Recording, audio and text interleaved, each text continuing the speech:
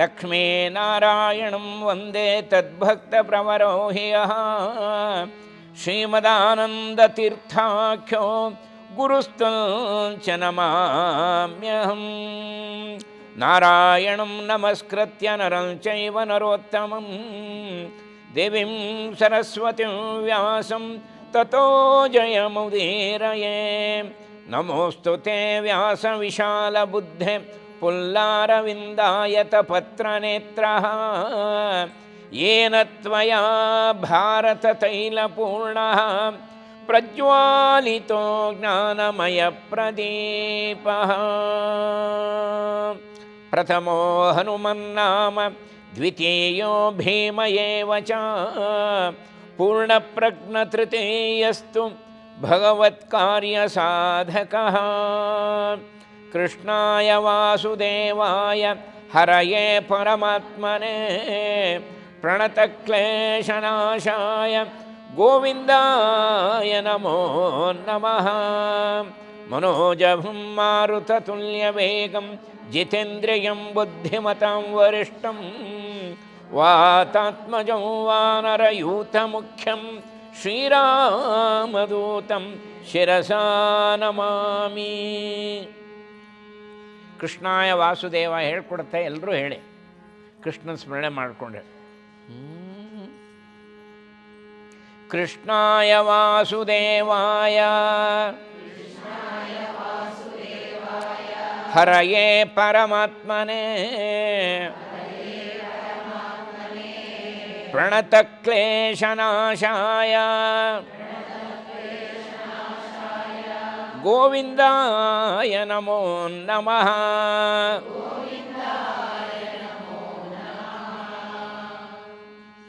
ಆ ಕಾಲದಲ್ಲಿ ಜರಾಸಂಧ 22,000 ರಾಜಪುತ್ರನ ಸೆರೆ ಹಿಡಿದಿರ್ತಾನೆ.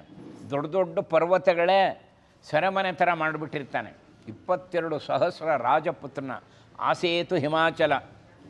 ಯಾಕೆ ಅಂದರೆ ಜರಾಸಂಧ ಮುಂದೆ ಅವ್ರನ್ನೆಲ್ಲ ಕಾಲಭೈರವನಿಗೆ ಬಲಿ ಕೊಡಬೇಕು ಅಂತ ಸೆರೆ ಇಟ್ಟಿರ್ತಾನೆ.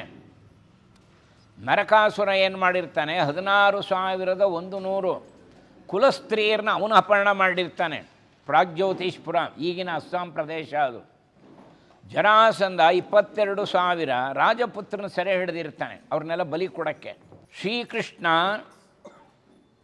ಸ್ವತಃ ನರಕಾಸುರನ ಸಂಹಾರ ಮಾಡಿ ಕುಲಸ್ತ್ರೀಯರನ್ನೆಲ್ಲ ಬಿಡುಗಡೆ ಮಾಡಿಸ್ತಾನೆ. ಅದೇ ಸಮಯದಲ್ಲಿ ಈ ರಾಜಪುತ್ರರೆಲ್ಲ ಕೃಷ್ಣನಿಗೆ ಅವನು ಭಿನ್ನವತ್ರಳೆ ಕಳಿಸ್ತಾರೆ ಪಾಪ ರಹಸ್ಯವಾಗಿ.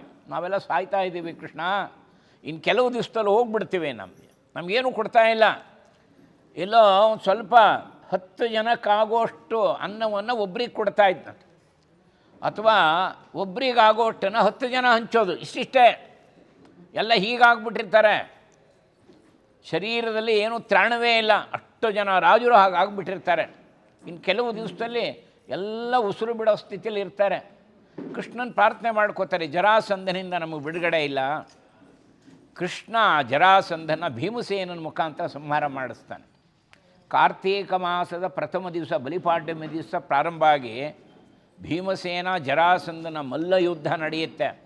14ನೇ ದಿವಸ ಭೀಮಸೇನ ದೇವರು ಜರಾಸಂಧನ ಸಂಹಾರ ಮಾಡ್ತಾರೆ, ಸೀಳು ಬಿಸಾಕ್ತಾರೆ. ಅಂಥ ಪ್ರಚಂಡ ಜರಾಸಂಧ, ಬೇಕಾದಷ್ಟು ವರಗಳನ್ನು ಪಡೆದಂಥವನು. ಜರಾಸಂಧನ ಸಂಹಾರ ಆಗುತ್ತೆ. ಆಗ ಕೃಷ್ಣ ರಾಜಪುತ್ರನೆಲ್ಲ ಬಿಡುಗಡೆ ಮಾಡಿಸ್ತಾನೆ. ಸೆರೆಮನೆಯಲ್ಲಿರ್ತಾರೆ ಅವರೆಲ್ಲ, ತ್ರಾಣನೇ ಇಲ್ಲ ಅವರಿಗೆ, ಮನಸ್ಸಿನಲ್ಲಿ ಶಕ್ತಿನೇ ಇಲ್ಲ ಪಾಪ, ಅವ್ರು ಬದುಕ್ತೀವಿ ಅನ್ನೋ ಆಸೆನೇ ಇರೋಲ್ಲ. ಅವ್ರನ್ನೆಲ್ಲ ಬಿಡುಗಡೆ ಮಾಡಿ, ಕೃಷ್ಣ ನಿಮಗೆಲ್ಲ ಬಿಡುಗಡೆ ಆಗಿದೆ, ನೀವೆಲ್ಲ ಸ್ವತಂತ್ರರಾಗಿರಿ, ಧರ್ಮದಿಂದ ನಡ್ಕೊಳ್ಳಿ, ಧರ್ಮದಿಂದ ರಾಜ್ಯವನ್ನು ಪರಿಪಾಲನೆ ಮಾಡಿ ಅಂಥೇಳಿ ಕೃಷ್ಣ ಅವರಿಗೆಲ್ಲ ಸಂದೇಶ ಕೊಟ್ಟು ಕಳಿಸ್ತಾನೆ. ಆಗ ಅವರೆಲ್ಲ ಈ ಶ್ಲೋಕ ಹೇಳಿದ್ದು ಕೃಷ್ಣನ ಕುರಿತು, ಗೊತ್ತಾಯ್ತಾ? ಕೃಷ್ಣನ ಕುರಿತು ಇದು ಭಾಗವತದ್ದೇ ಶ್ಲೋಕ ಅದು.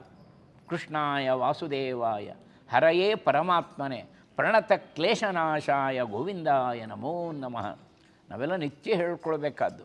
ನಮಗೂ ಒಂಥರ ಸೆರೆನೇ ಇದು ಅಲ್ವಾ? ಮುಂದೇನಾಗುತ್ತೋ ಅನ್ನೋ ಭಯ ಇರುತ್ತೆ, ನಮಗೆಲ್ಲ ಆತಂಕ ಇರುತ್ತೆ. ಏನೇನು ರೋಗಗಳು ಬರುತ್ತೋ, ಏನೇನು ಮನೇಲಿ ಘಟನೆಗಳು ಸಂಭವಿಸುತ್ತೋ, ಯಾವ್ಯಾವ ಥರ ದುಃಖ ಕಾಡುತ್ತೋ ಅಂತ ಏನೋ ಒಂಥರ ಮನಸ್ಸಿನಲ್ಲಿ ಆತಂಕ ಇದ್ದೇ ಇರುತ್ತೆ. ಆ ಕ್ಲೇಶಗಳನ್ನು ದೂರ ಮಾಡು ಅಂಥೇಳಿ ಭಗವಂತನಲ್ಲಿ ಪ್ರಾರ್ಥನೆ ಮಾಡುವಂಥದ್ದು. ಕೃಷ್ಣನ ವೈಭವನೇ ಹಾಗೆ ಈ ಭಾಗವತ ಇದೆಯಲ್ಲ ಬಹಳ ವಿಶಿಷ್ಟವಾದ್ದು. ಈ ಭಾಗವತವನ್ನು ಪ್ರಾರಂಭ ಮಾಡೋಕ್ಕೆ ಮುಂಚೆ ಎಲ್ರಿಗೂ ಸಂಕಲ್ಪ ಮಾಡಿಸುತ್ತೆ. ಎಲ್ಲ ಕೈ ಮುಕ್ಕೊಂಡು ಸಂಕಲ್ಪ ಮಾಡಿ.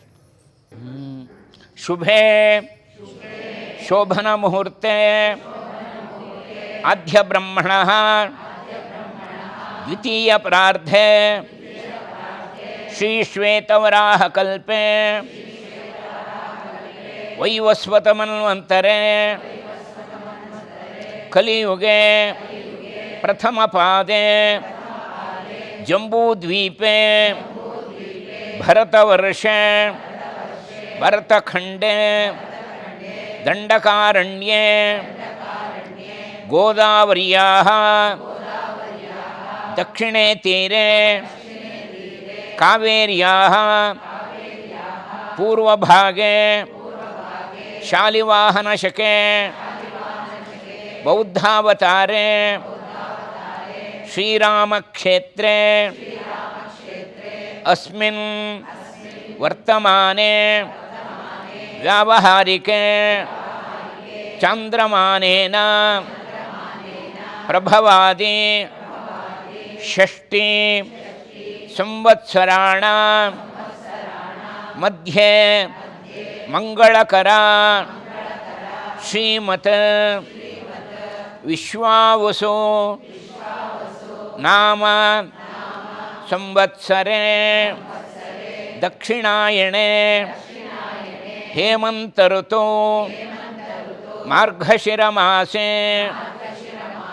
ಕೃಷ್ಣಪಕ್ಷೆ ತ್ರಯೋದಶ್ಯಾಂ ಸೌಮ್ಯವಾಸರ